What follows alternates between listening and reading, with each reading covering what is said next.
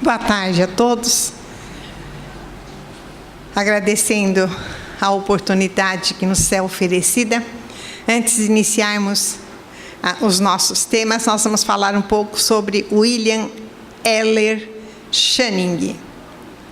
Nascido em 7 de abril de 1780, em Newport, e desencarnou em Bennington, Estados Unidos, em 2 de outubro de 1842.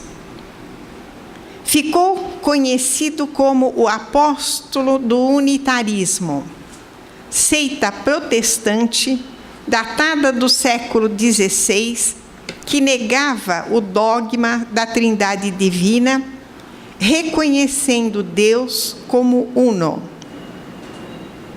Organizou nos Estados Unidos a tentativa para a eliminação da escravidão, a embriaguez, a indigência e a guerra. Comparecendo ao palco da codificação e tendo inseridas em O Livro dos Médiuns 3 mensagens de sua lavra, no capítulo 31, além de uma contribuição valiosa, discorrendo a respeito da ubiquidade, no capítulo 25, pergunta de número 30, do item 282, convida o homem a escutar a voz interior do seu anjo guardião, assim se expressando: nem todos sabem agir de acordo com os conselhos da razão. Não desta razão que antes se arrasta e rasteja, do que caminha dessa razão que se perde do emaranhado dos interesses materiais e grosseiros, mas em razão que eleva o homem acima de si mesmo e o transporta a regiões desconhecidas. Chama sagrada, que inspira o artista e o poeta, pensamento divino, que exalça o filósofo, arroubo que arrebata os indivíduos e os povos, razão que o vulgo não pode compreender, porém, que erguem o homem e o aproxima de Deus, mas que nenhuma outra criatura.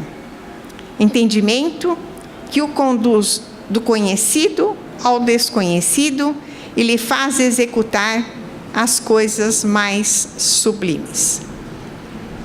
Companheiro, a nossa gratidão por seus sábios conselhos. Utilizar a razão é sempre de bom tom. O próprio Kardec dizia que nós devemos ter sempre bom senso, e ter bom senso é utilizar a razão. Vamos então, iniciando o nosso tema, que hoje nós vamos falar sobre os animais, os nossos companheiros de jornada. E nós sabemos e conhecemos uma infinidade de pessoas que, através do tempo, se apegam aos animais. Fora as crianças que têm muito maior facilidade do que o adulto de se apegar aos animais. Crianças que até ficam doentes quando o animalzinho da casa se perde e a criança fica doente, porque o elo de ligação entre aquela criança e aquele animalzinho é muito grande. E nós, então, nos perguntamos sobre a questão dos animais. Nós podemos observar também, não é só a tristeza da criança, mas muitos adultos, e a gente também conhece alguns, alguém que tinha um passarinho de estimação e que esse passarinho morreu, que ficou muito triste e que durante muito tempo falava da morte desse passarinho e, de certa forma, até não aceitava com facilidade a morte do bichinho que era tão estimado por ele. Era uma pessoa adulta, um esposo de uma pessoa conhecida. Então, se nós nos perguntarmos assim, é normal esse afeto, essa ligação? Todas as respostas da literatura estão nos dizendo que é sim. Que os animais estão em nosso entorno, né? Estão em volta de nós, para que nós possamos oferecer a eles aquilo que Deus oferece a nós. Então, Deus nos oferece proteção, comida, amparo.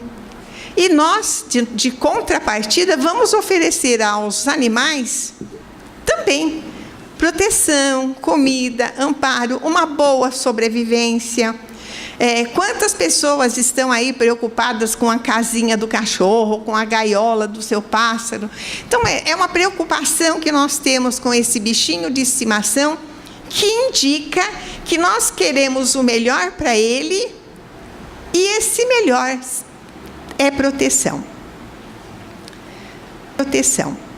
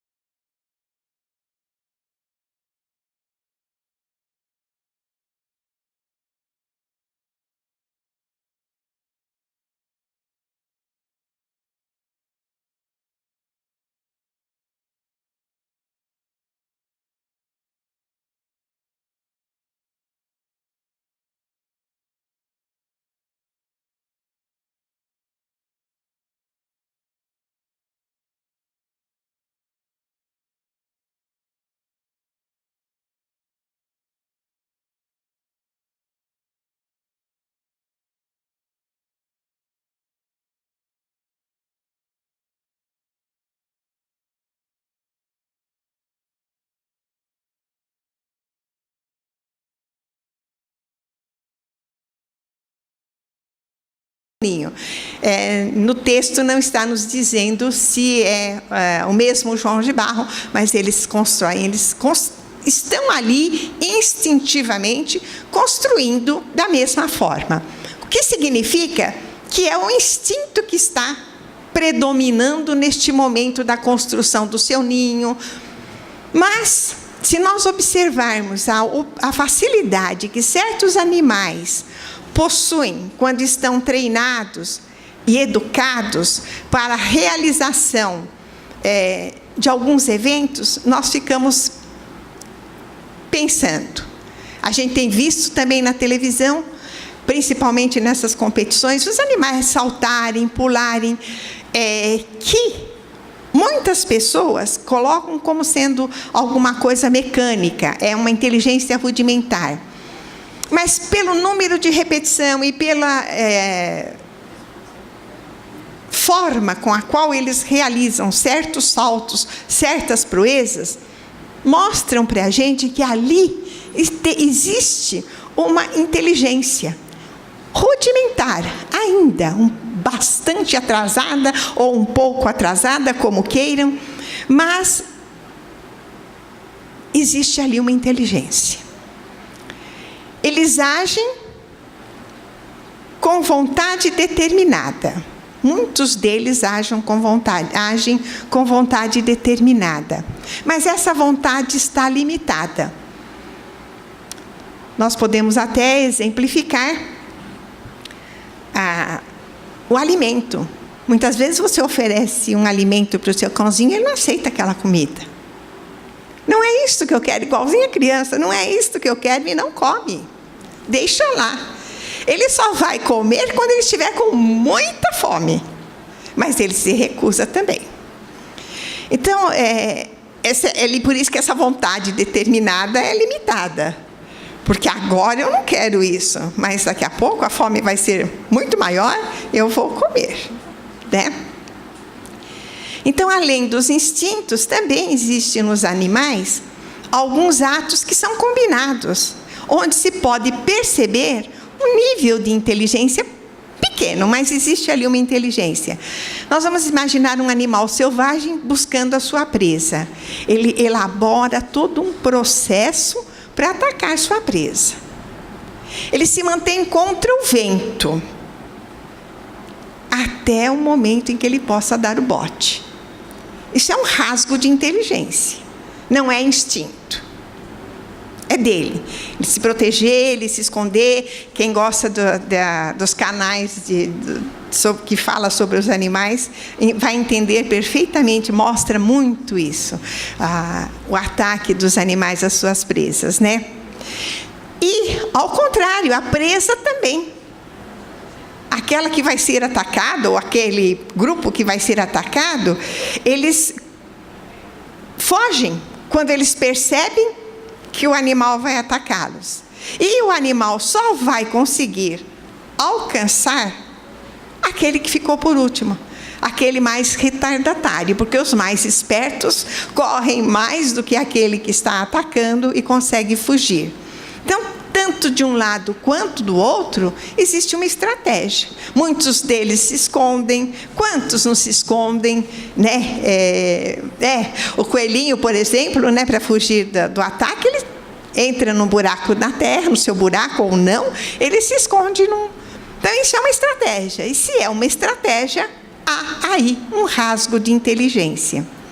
Muitas pessoas dizem que isso é repetitivo, que esses movimentos, essas atuações, essas ações, só servem para satisfazer o impulso de se esconder, ou satisfazer necessidades físicas. Por exemplo, aquele que está atacando, vai atacar porque está com fome.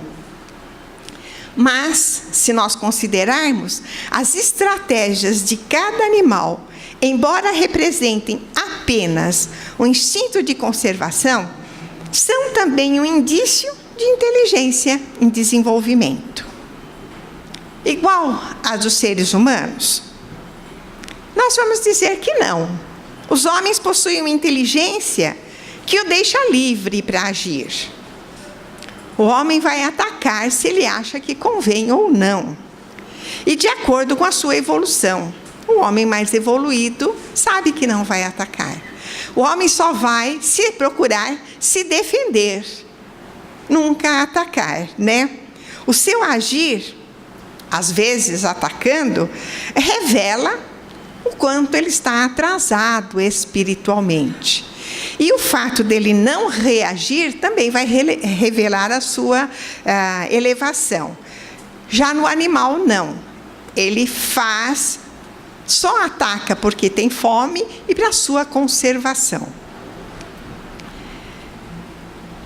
E é difícil nós estabelecermos um ponto de comparação entre o homem e os animais, porque existem certos animais que são dóceis, meigos, mansos, que possuem uma alma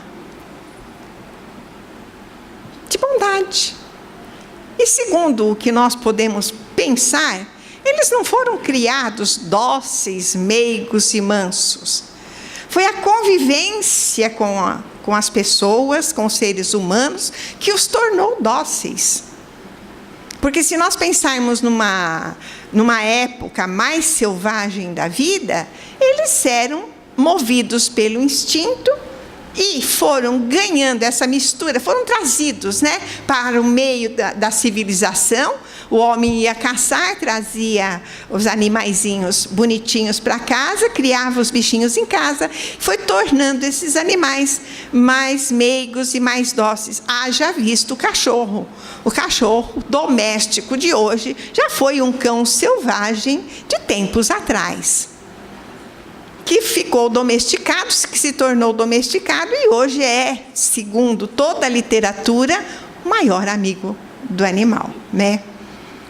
Então, eles desenvolvem, sim, sentimentos de amor, de respeito, de carinho, quando eles são tratados desta forma.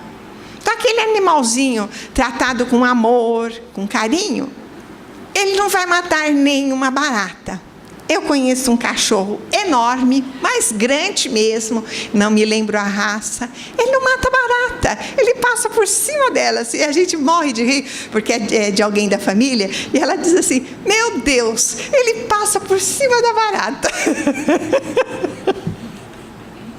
Veja, mas sempre dentro daquela família, ele sempre foi tratado com muito amor.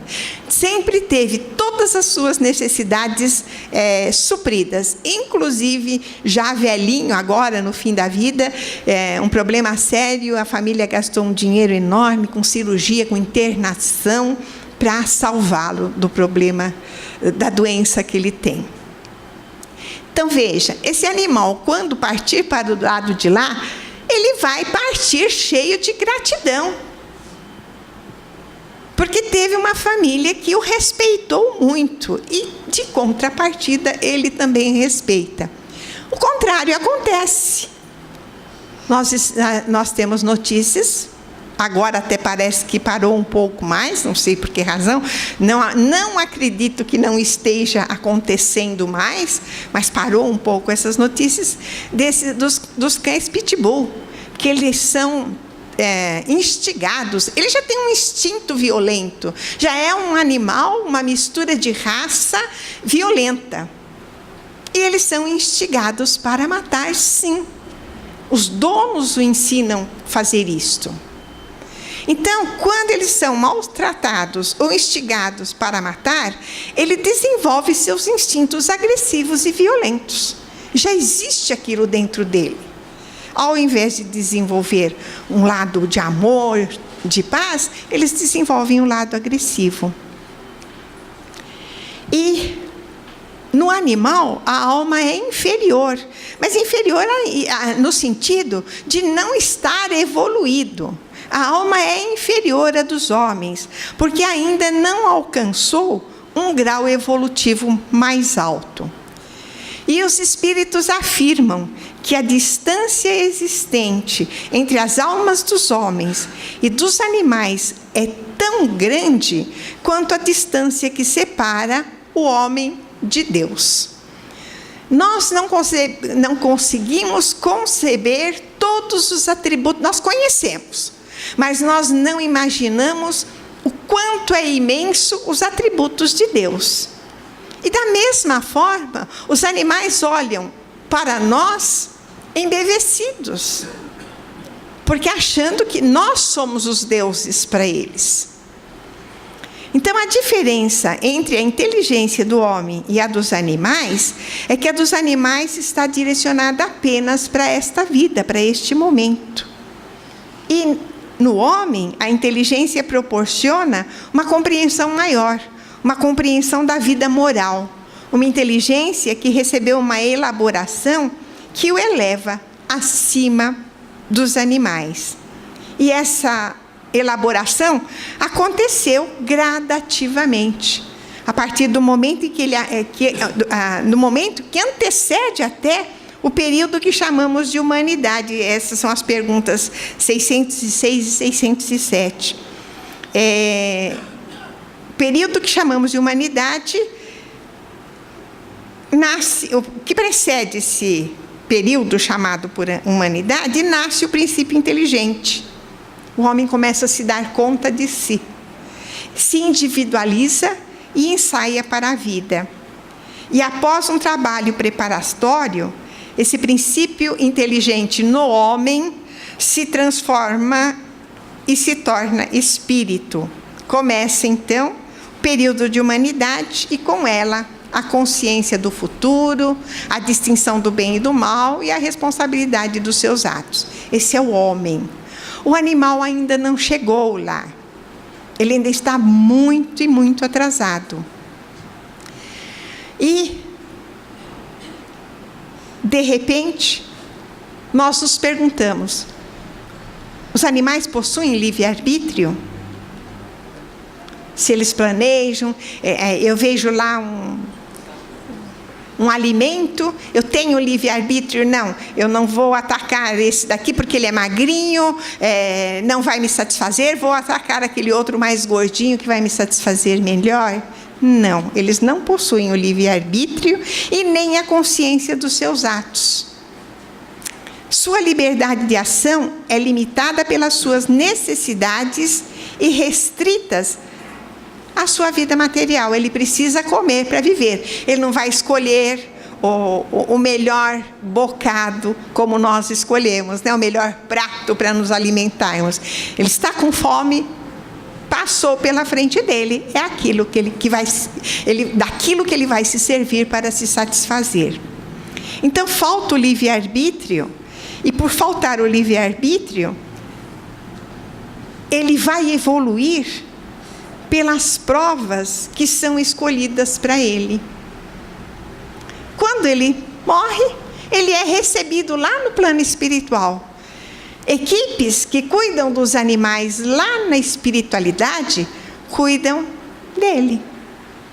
E tem também uma fala nas três literaturas que dizem para a gente que esse regresso do animal é muito rápido. Ele não fica como nós, seres humanos, na erraticidade por um tempo muito grande. Muitas vezes esse voltar é muito rápido, pela necessidade de evolução que ele tem. Se ele não voltar rápido, essa evolução desse princípio inteligente vai demorar muito para alcançar as metas que ele precisa alcançar. Então ele volta rápido. E quem escolhe o que ele vai passar são espíritos cuidadores dessas criaturas quando desencarnam. Mas eles conservam sua individualidade. Só os insetos, que segundo o que eu li, não.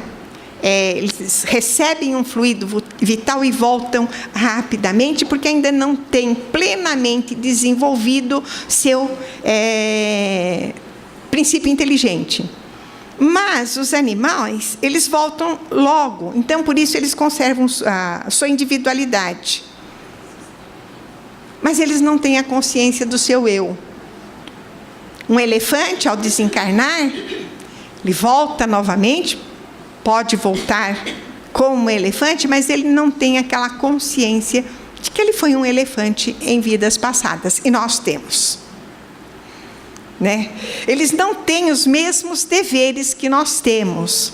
Embora lá no livro dos Espíritos dizem que os animais foram colocados ao nosso lado, ao lado dos homens para os servir, e os homens interpretaram erroneamente esse servir e usam e abusam do direito de se servir dos animais, desde o comer a sua carne, usar a sua pele, usar o seu trabalho. Eles estão ao nosso lado para que nós os respeitemos, para que através deste amor recíproco haja condições do homem ensinar aos animais um comportamento adequado para a sua evolução e deixarem de ser selvagens. Então, o que acontece com a alma dos animais após a morte, né? Quando eles morrem? O corpo fica, nós já sabemos, igual o nosso. Ele fica numa espécie de erraticidade, mas não como a erraticidade humana.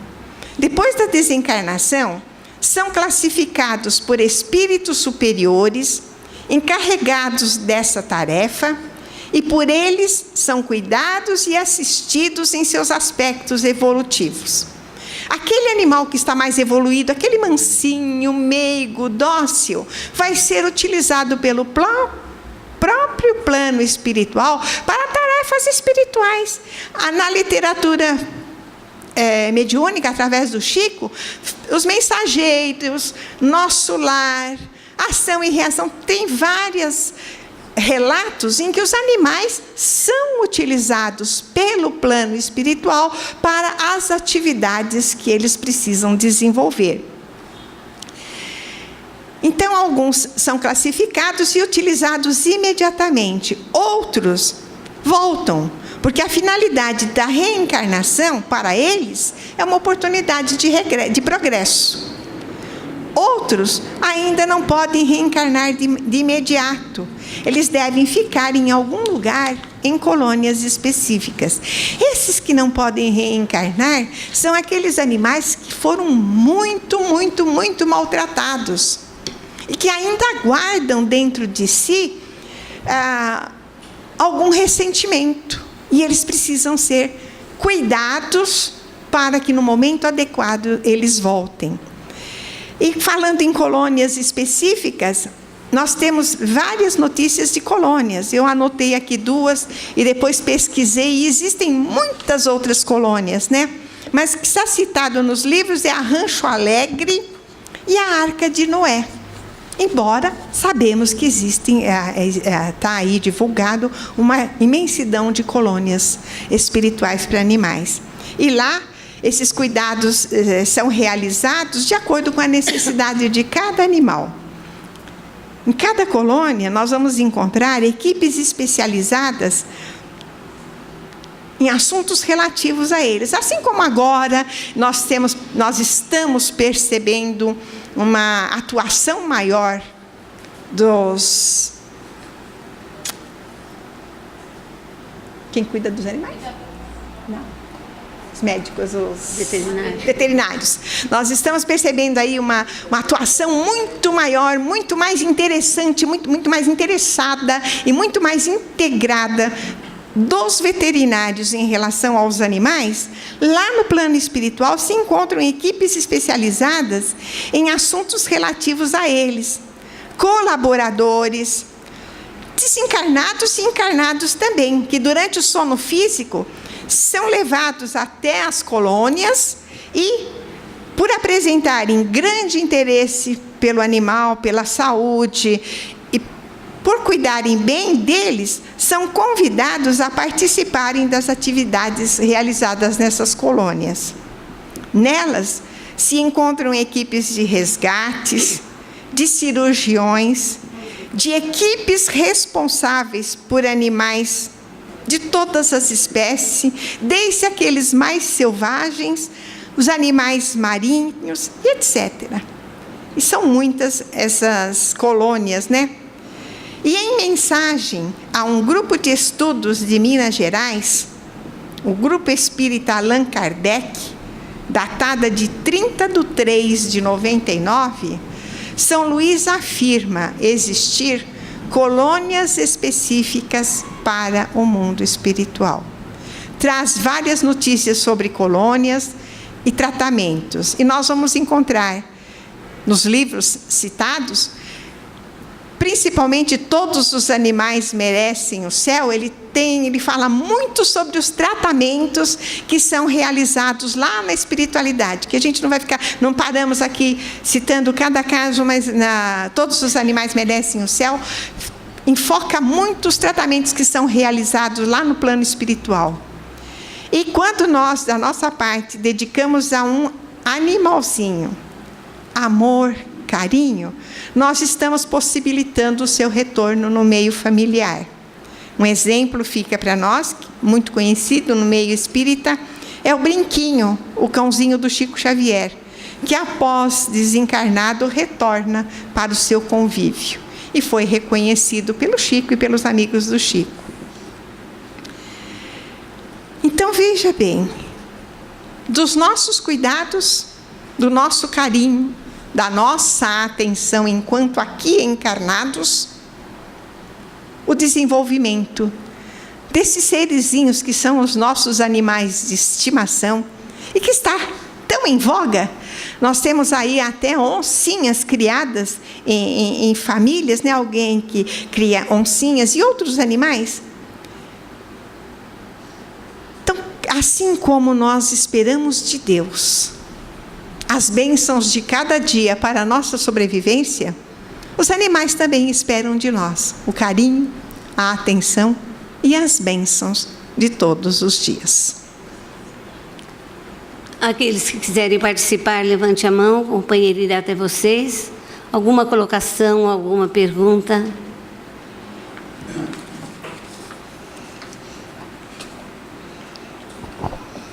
Ô, Neuza. Oi.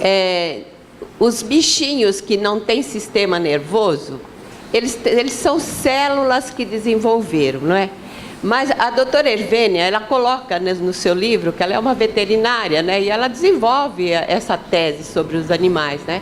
Então ela coloca que a partir dos répteis, dos peixes, que já possui um sistema nervoso, uma coluna dorsal, ali existe uma glândula pineal em desenvolvimento. Exatamente.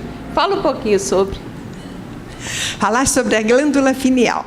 É uma glândula em extinção, segundo alguns cientistas, mas em perfeita atividade, segundo alguns estudiosos espíritas.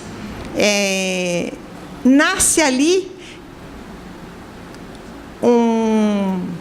um contato, como disse a nossa amiga Deucélia, desde dos peixes, das menores células, nasce ali um contato com o mundo exterior, com o mundo espiritual. E este contato vai se desenvolvendo. Ela era tida, foi muito estudada, porque significava o terceiro olho num réptil. Mas à medida que esse réptil se desenvolveu, esse terceiro olho, porque a distância entre um olho e outro era muito grande. E esse réptil que rastejava não podia perceber o que acontecia. Ele via aqui, mas ele não via o que acontecia aqui. Então existia esse terceiro olho. Mas o próprio desenvolvimento do cérebro fez este olho, segundo alguns cientistas, desaparecer, mas não desapareceu. Ele está lá no fundo do nosso cérebro, dos animais e de nós, seres humanos. Ele está ali. É um ponto de contato com um mundo maior. E aí, como a Deucélia faz uma pergunta, eu acredito que é talvez em função desta glândula pineal que o animal capta do homem os elementos necessários para o seu controle, para para a sua evolução. Eu queria falar uma outra coisa, mas para a sua espiritualização. Que ele está em evolução, ele vai se tornar um espírito, mas então, para a sua espiritualização, acredito que seja, e eu não li nada sobre glândula pineal, mas acredito que seja através dela que o animal recebe do homem esse contato. Por isso ele se abranda, ele se torna manso, ele se torna humilde. No homem, existe aí uma outra fala sobre a glândula pineal.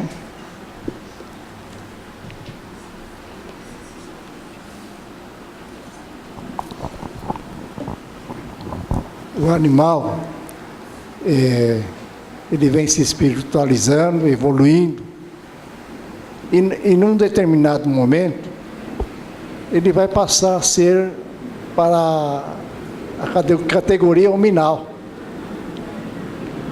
Humanização, ele chega a um estágio de humanização. Em que local se dá isso? Em que tempo? Se é aqui no planeta, se é no mundo espiritual? E fale também dos animais naquele planeta Júpiter. Ah, certo. Olha, ainda bem que eu li sobre os animais de Júpiter.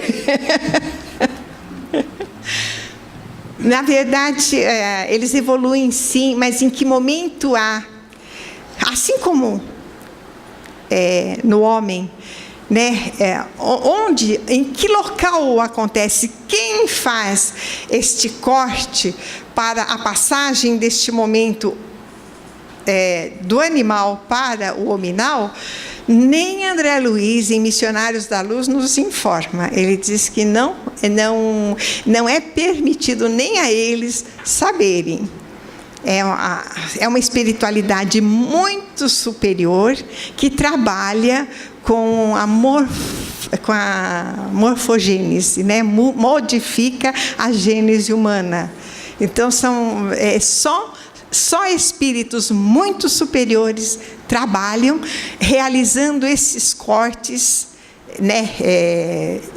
No momento de transformação do inseto, nessa mudança que vai acontecendo. A segunda pergunta sua é falar um pouco sobre Júpiter. Existe na Revista Espírita, e o André Luiz não confirma, o Neo Emmanuel também não confirma, mas existe na Revista Espírita algumas colocações sobre a vida em Júpiter.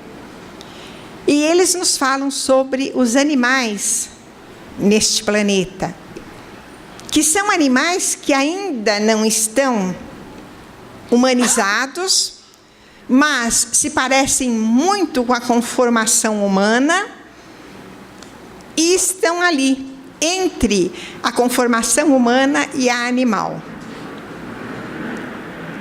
São bons, são amigos, colaboram espontaneamente, porque não há pressão para que eles colaborem com os habitantes de Júpiter, colaboram espontaneamente naquilo que podem para o desenvolvimento das criaturas que ali habitam. Então, pode ser que seja ali realmente que aconteça, mas é hipótese, tá bom? Mas que os animais de Júpiter são mais evoluídos, são os mais evoluídos. Inclusive, a Revista Espírita nos traz notícias sobre eles. Neuza, suas considerações finais. Então, vamos falar um pouco sobre as nossas crianças. A princípio, nós colocamos que as nossas crianças adoram os animais, mas vamos ensiná-las a respeitar. Respeitar desde o pequeno inseto, porque muitas vezes a criança respeita aquele animalzinho que está ali dentro de casa, mas os insetos ela ainda não aprendeu a desenvolver a formiga, o mosquitinho, o pernilongo tão danoso, que está trazendo tantas doenças. São animais, cabe ao homem se preservar contra aquilo que eles trazem de mal. Tanto que nós podemos dizer que a doença que agora o Aedes aegypti está trazendo de volta, já era uma doença extinta. Está voltando. E não está voltando porque o bichinho é ruim e vem aqui, porque o homem se descuida. Então, cabe ao homem os cuidados relativos ao seu próprio bem-estar, consequentemente, ao bem-estar de todos os animais. E nós conscientizarmos as nossas crianças, nós ensinamos desde cedo as nossas crianças a passar a mão na plantinha, ela tem vida, ela não foi feita para ser arrancada, jogada fora. E a mesma coisa nós podemos fazer com os animais. Cuidar bem dos animais, desde os pequenos insetos. Eles fazem parte do dia a dia. A humanidade entrou no seu espaço. E cabe à humanidade, então, se prevenir contra os males que eles proporcionam. Uma vez que eles não encontrarem meios para a sua reprodução, eles não vão se reproduzir mais e não voltam. Porque seus períodos de vida, principalmente o inseto, é muito curto. Então, se nós não oferecermos para eles o que eles precisam para a sua reprodução, para o seu estágio, eles se acabam e se eliminam todas as doenças e todos os males que eles causam. Cabe a nós, homens, fazermos isso, sem matá-los. Acabou?